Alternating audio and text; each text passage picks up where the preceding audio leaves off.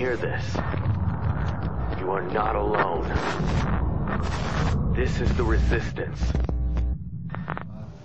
Follow Judaism, or be a Catholic, or Muslim, I saw that or Hindu, or you want to worship the purple spaghetti monster, which, by the way, it's not the purple spaghetti monster, Connor.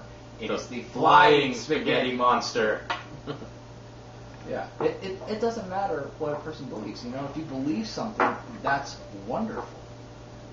But, you know, religion in itself can get funny, and it can get utterly ridiculous, especially with people and debates and whatnot, which, as a Mormon, I've had more than my fair share of debates with people. And it's funny, because a lot of these people don't know jack shit about their religion, especially Christians. Most Christians don't know where their religions came from. And there's even a lot of people who speculate, and this goes back to the conspiracy theory thing, that all God is possibly an extraterrestrial being. I mean, you see these insinuations made in shows on the History Channel like Ancient Aliens, that gods may actually be visitors from other worlds. The same applies to the Judeo-Christian belief system. God is not of this world. So what the fuck is an alien for all intents and purposes? It's a being that's not of this world, whether from another planet or interdimensional or whatever.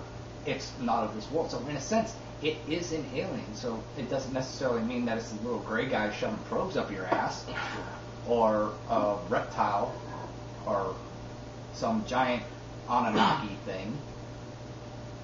It just means that it's not of this world. And as big as this universe, the vastness of space in itself, you have to assume that there's the potential for other intelligent life and other worlds.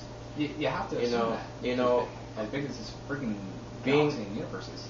Being a Christian myself, kind of a hardcore Christian, really. I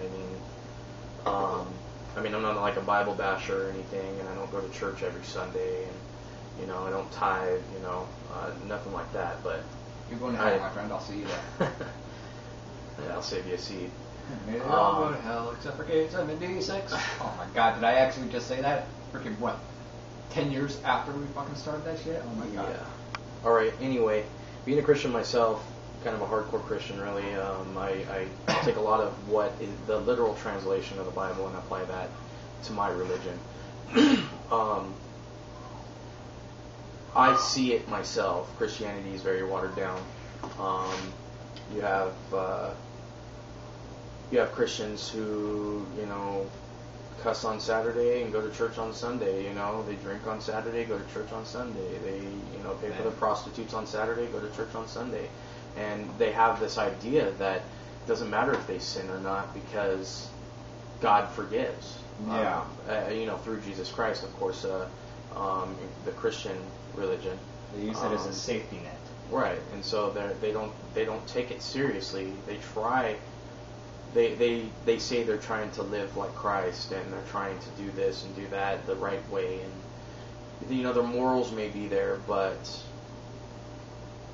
they as people, you know, think, well, just because I fucking sinned today doesn't mean I can't ask for forgiveness tomorrow. Well, that's like saying, hey, I'm going to jump off this building because I can, and I know somebody's going to be there to catch me.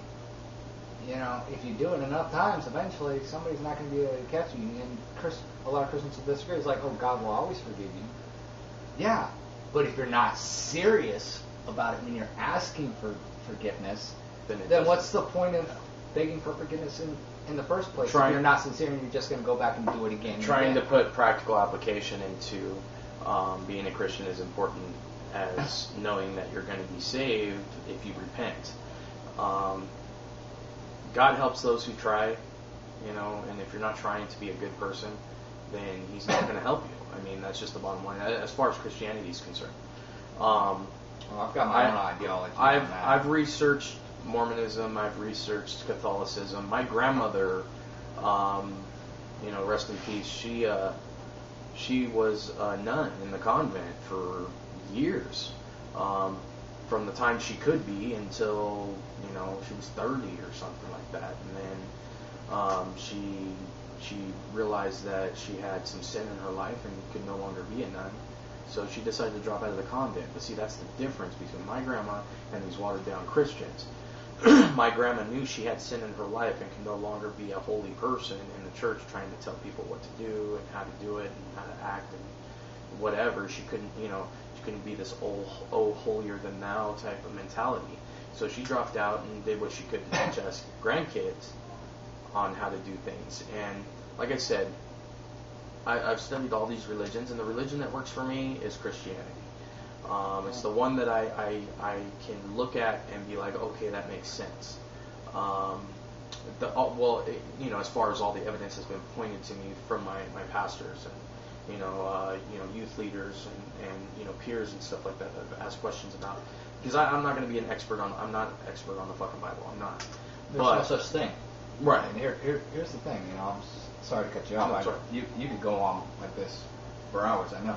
But here's the problem with, you know, a lot of what you point out relates back to a lot of the problems that I see with not only Christianity as a belief system, but also religion as a whole.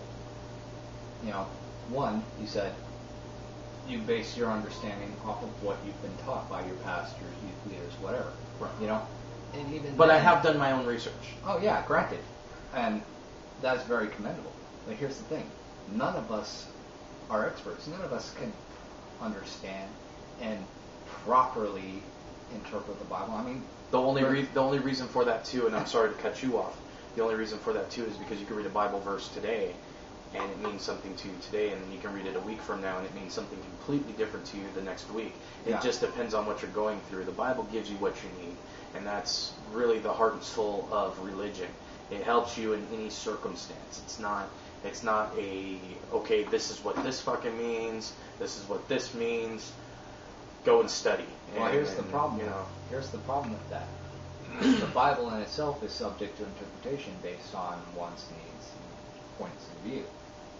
And as such, you have wound up with 42,000 different Christian belief systems based off of Catholicism, which in itself is not even a complete text. Because let me explain this as best I can. You have the original religion.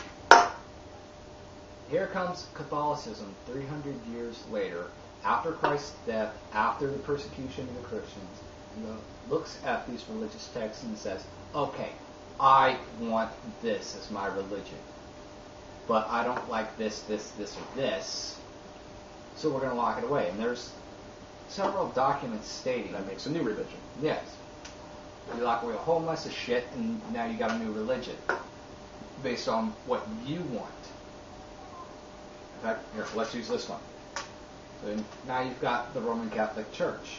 And you took out what you didn't want in, you locked it away, and you taught what you wanted based on your own perspective, beliefs, and goals. Catholicism. Then comes Martin Luther and the Protestant movement.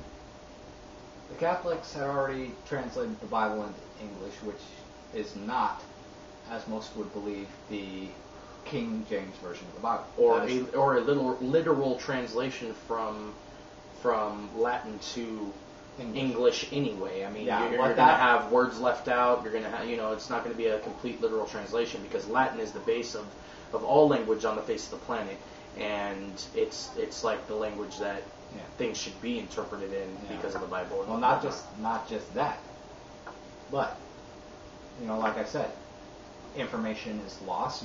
Documents can be lost over the centuries, or locked away in the Vatican, as has been indicated.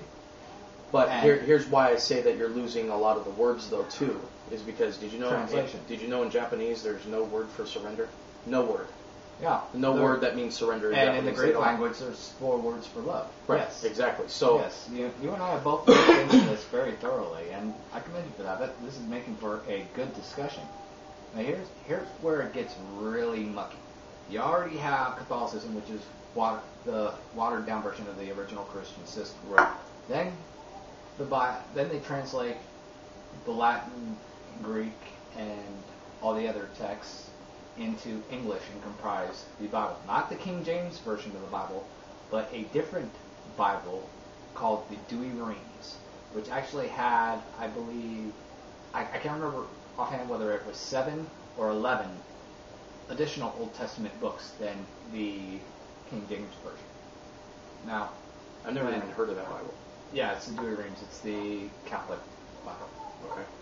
And it was the first official translation, but for some stupid reason, the KJV is marked up as the official first translation.